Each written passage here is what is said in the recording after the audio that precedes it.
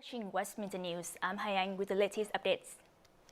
Official figures reveal the number of people dying is now higher than normal levels due to COVID-19.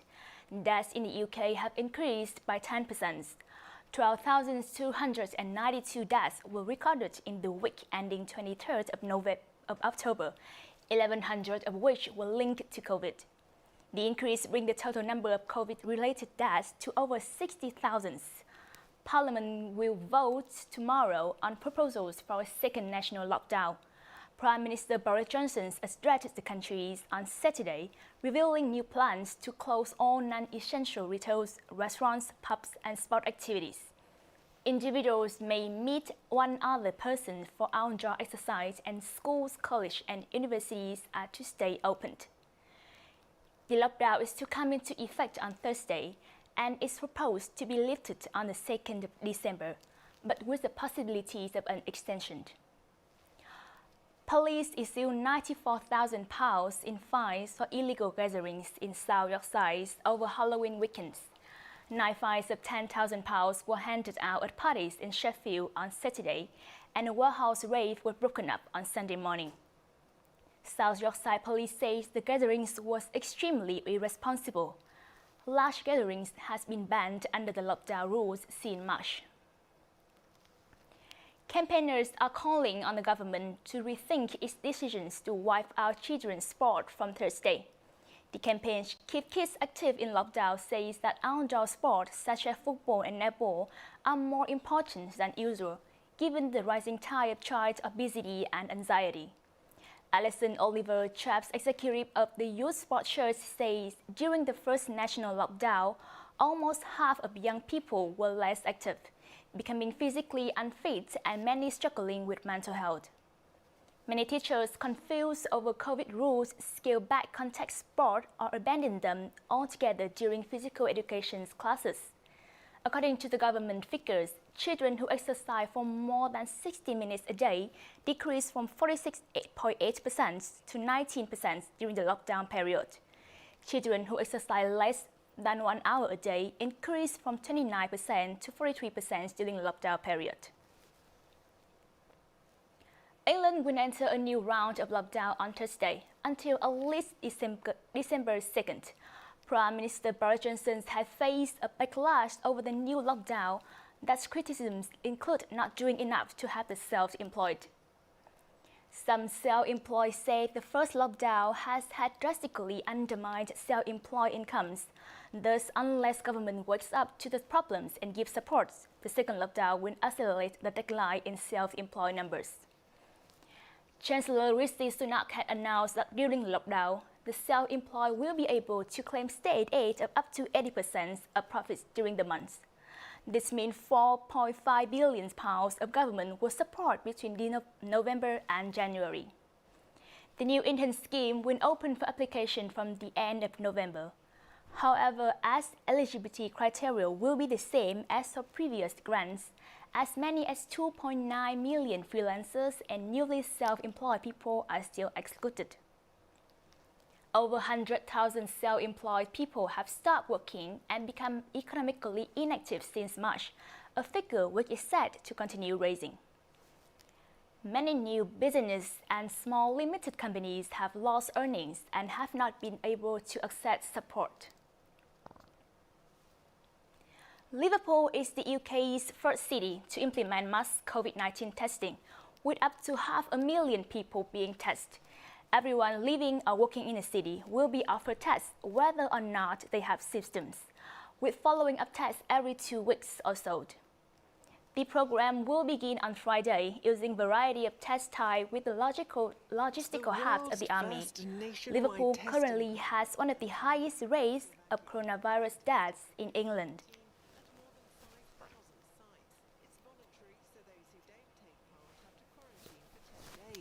And the antigen test, that is a few hours. The music industry makes most of its revenue from live music and music streaming. But like most sectors, it has been impacted by COVID-19, with physical sales down by 1/3 and digital sales down by 11%, according to NME. global music industry is worth over $50 billion, with live music making over 50% of total revenue, mainly from live performance ticket sales. Due to COVID, by the end of the year, the UK's live music sector will be facing the loss of 2/3 of its workforce, with self-employed and freelancers being most vulnerable. This decline has pushed the industry to find new ways to generate revenue. Rapper Travis Scott held an animated concert for Fortnite game fans, amassing over 7.5 plays on Spotify within 24 hours, with the ability for players to unlock virtual merchandise. I spoke to 26-year-old Hussam El Junaid, who now works from home doing music PR. He highlighted what he thinks the prospects are for the future of music. And we're extremely lucky that we have the social outreach that is available to us, and that's going from Instagram, TikTok, Twitter, YouTube. Everything is available for free at the touch of our fingers. So being able to use those and to spread that across all your platforms is extremely key. And you find that actually in the industry right now, most labels, most industry heads, okay, they're investing more on social media specialists, because this is like a warning. You know what I mean? So it's only told us that the companies that have specialized in social media over the past couple of years are actually thriving right now. Being able to like create now through social is our only real hope. We've lost people, actual people, in terms of lives due to COVID, and then on the industry side of thing, I think within publications now, I think over 70% of staff have been let go. 2020 Elections Day has begun, and Americans are counting down the final hours to vote in a competition starkly divided by its two candidates. The election Nearly day 100 is a Tuesday million after the people first Monday in November, which is essential to election results. So how does the election day work? Registered voters over 18 vote for their president on that day. The number of electors in the state depends on its population, and the elector tally is awarded winner-take-all in most states. For example, if a state has 10 electors and the tally awards 6 to the Democratic candidate, then the Democratic wins the election and gets all 10 votes. Donald Trump trails his Democratic opponent by 10 percentage points in national polls. Joe Biden has a slight edge over the president in Pennsylvania, and in the critical battleground of Florida, it's a virtual dead heat, meaning Trump could still piece together the 270 electoral college votes needed to win the presidency. There is an interview for Walt Chukowski, a Republican who voted for President Trump. So what have you loved about the last 4 years? What has he done that's made you come back for more? For me, it's promises made, promises kept. He has told us what he was going to do in 2016, and he has tried to do it. Now, he's had to fight the Congress, he's had to fight the Senate, he's had to fight impeachment. Just imagine where our country would be today if instead of the establishment and the swamp fighting him, they would have joined in. Our journalist interviewed Mateo Gomez, a student from Barry University, about his vote. Florida is a very interesting place currently because just in general, we're known as a swing state. We could go both Republican or Democrat. We've seen Florida be a place that we voted for Trump back in 2016. Then looking back at 2012 and 2008, we voted for Barack Obama. So we could either go blue or we could go red as well. And as we kind of analyze those other states that could possibly be similar. Because you're both Latino and in Z generation, so do you think these two identities affect the aspects you focus on the election? Yeah, that's the cool thing about our generation is that we're very open-minded, we're very smart, we want to know more, we use a cell phone and we know how to manage things. We figure things out. It's not anything crazy about how it's going to work, but we kind of analyze things like that. So we're doing the same thing in a political world. But the interesting thing is that when looking at our generation, the majority of Generation Z cannot vote. I believe it goes up to, people still argue it, but it's either 2015, 2014. So we look at that and we're thinking the majority of them are either in elementary, middle, or high school. And it's a few of us that fall under Generation Z that can vote. So those are those issues that, like immigration, we know, climate change, pretty much the Black Lives Matter movement, all those things are things that the Generation Z have been very loud, very, they want to speak about it, they post about it. So that's something that we're seeing that they're focusing on. So this was a very critical and important issues for this election. Yeah, because you said you would vote for Biden before. How about now? Have you already voted for him? Yeah, I already voted. I mailed in my ballot, and it was a hard decision. I've been with both candidates. I've been with both. So it's all those things I mentioned before about what Generation Z are those important issues for Generation Z. But then we're also looking at other things like healthcare that we heard President Trump saying that he has a fabulous plan for healthcare, but it's election day and we didn't hear anything. We also saw how his reactions were post first debate back in, I think it was like 3 or 4 weeks ago, plus how he handled the COVID situation here in the United States. But going back to the post debate, he was saying that he doesn't even remember if he took a test or not. And he made something like this political. This should not be something political. It should be for the health of everyone. That's not a political issue. You could just put your mask on, and then when you're alone, like for example, right now I'm in my office, my door is closed, everything, so I could take off my mask. But if I leave to go to the bathroom, I put my mask on because I'm going to pass through other offices. So it's something that should not be political. So those things that were, I'm not a big fan of Biden at all, but it's one of those things that turned me off from the other candidate that I said, this is not what we need right now in our country. If things were different, I don't know, probably I would have voted for Trump, but things are how they are right now, and for the next 4 years, that's not what we need. The election be decided? Things go really haywire, and it's Florida times 5. You've got a whole bunch of contested states that are very close. You've got legal battles. You have all kinds of crazy scenarios with the Electoral College and Congress intervening. And all of it takes weeks and weeks and weeks, and it is an absolutely messy period post-election. And I'm not going to get any sleep for a while. Millions of people have cast early ballots for today's presidential election. The election will be covered on many platforms. The Guardian and the BBC will have ongoing live updates throughout the night, with the latest updates and correspondence in the US and reactions from around the world.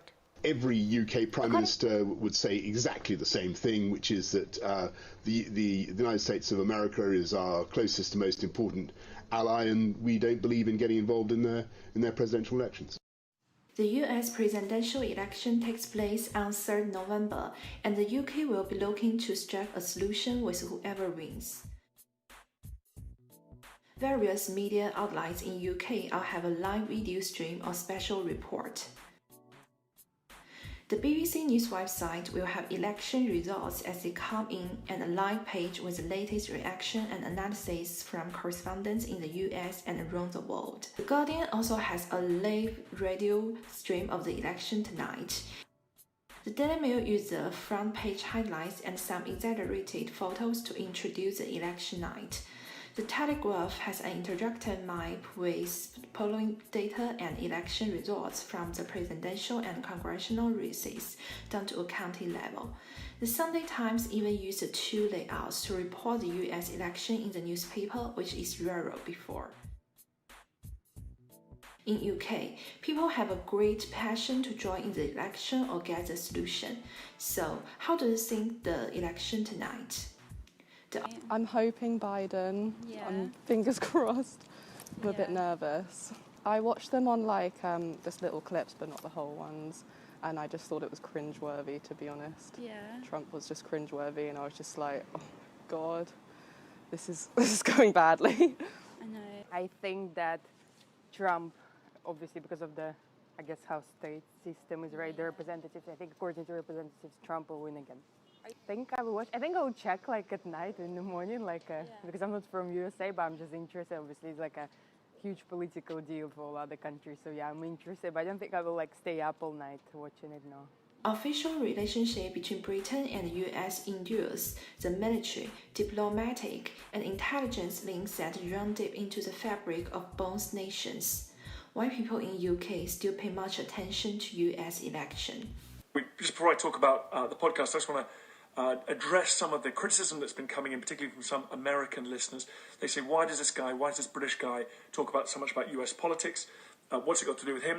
And this is what it's got to do with me. What happens in America massively impacts the rest of the world. You're a hegemonic power.